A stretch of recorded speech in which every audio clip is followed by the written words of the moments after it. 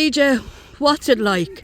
Been on the pitch as a player or been on that sideline in those last few minutes, 2 points in it and Limerick going for it? Yeah, look, it's not good for the heart anyway, let me tell you, but you'd rather be playing because you can do something about it. We're on the line, you're in the lap of the gods, but look, we trust the girls. You know, they're an excellent group of players to work with. They've had a lot of heartbreak over the last 3 or 4 years, and it's just good that we came through a tight game.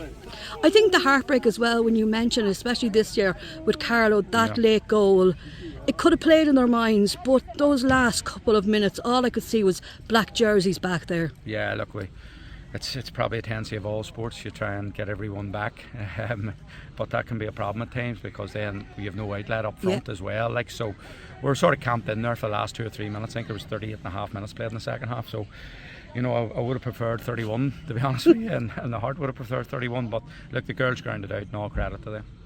Limerick, you probably knew what they were going to bring to the game. The girls did, especially because of last year and the hurt they felt last year. And it really was a ding-dong battle. And up until really near the end, when time was running out for Limerick, do we really think that there was going to be a Fermanagh win? Yeah, look, it was to be honest, I'll need to watch it back first, but my instinct at the minute is that it was a cracking game of football. You know, it was ding-dong, as you say. I think we hit the bar. And then like 3 minutes later, they hit the bar, and you know, they missed chances, we missed chances, we scored, they went ahead, we went ahead. So it was a cracking game of football between two evenly matched teams. And look, as I say, one of them goal chances that hit the bar for either team could have swung it for them. So look, all credit must go to Limerick. They're a very, really good team too. But you know, I'm really proud of our group of players and all the hard work they've done.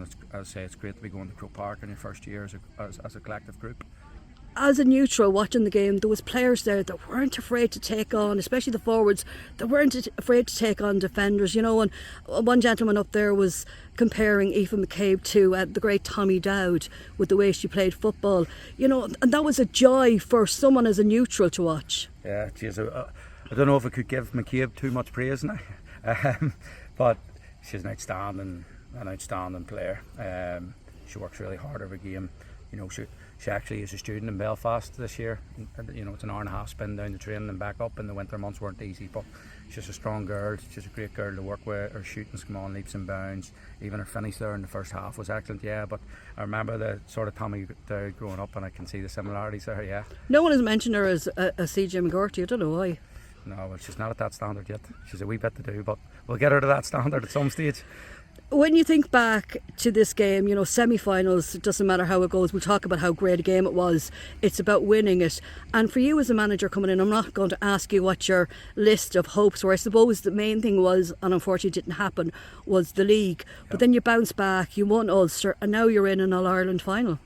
Yeah, probably the two main ambitions this year was to get the 2 semi-finals and then take it from there. You know, we did that in the league and we were pipped, and that just happens in football. And then the objective was to get out of the group because we had Sligo and Carlow in it, which were 2 good teams. So there was no guarantee of getting out of the group, and we've achieved that now. But as I said, the girl, we don't want to be going to Croke Park as tourists and, you know, taking up social media pictures, etc., etc. We want to be going to try and win in All Ireland, and we know it's an uphill task because Louth, you know, are a Division 3 team and going well in Division 3, and obviously Carlow won our league, so we'd probably go in there as underdogs, but we're happy to be there, but we don't want to just make up the numbers either. Yeah, because when you look at your group as well, there were some very tight matches. You know, Derry gave you a real game, Carlow did as well. Yeah. There was teams there that there was never really could say that, you know, Fermanagh won that group or topped that group easily. Yeah, there's, you know, Derry were very unlucky not to beat us, to be quite honest with you. We're 6 down. We had about a minute to go before half time. We got a goal. You know, that changed the whole complexion of the half team talk. You know, I think Carlow only beat Derry by a point. You know, in that group, Sligo hit the post very late on against us. So that's the beauty of junior football. Sometimes, you know, the lower you go down, the more exciting the games are because they're more open and they just go for it. Where at senior level, it's maybe a lot more tactical. You know, so it's great that there's good open games of football. And look, it's, I say, the teams we've come up against are very good teams too, and you know, we're a decent team on our day as well. I know as a manager, you know, you're in there in Fermanagh, you know, as an Antrim man, you know, they don't have many days, and Fermanagh the same, don't have many days in Croke Park. So, as you said, you have to cherish it, but you also have to seize the moment. Look, I've been there a couple of times with my club in St. Gall's and been there played for Antrim and stuff, so you're absolutely right, you know.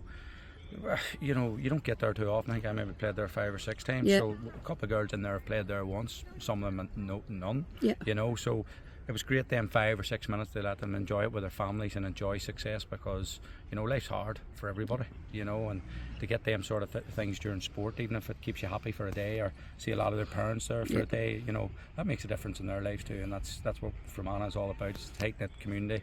You know, we had a lot of support there today, which was excellent too. And as I say, that support can come to Croke Park now.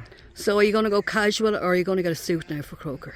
No, Jesus, I always wear shorts, so I'm not wearing those suit trousers, to be quite honest with you. But sure, if the county board want to get me a suit, we'll see what happens.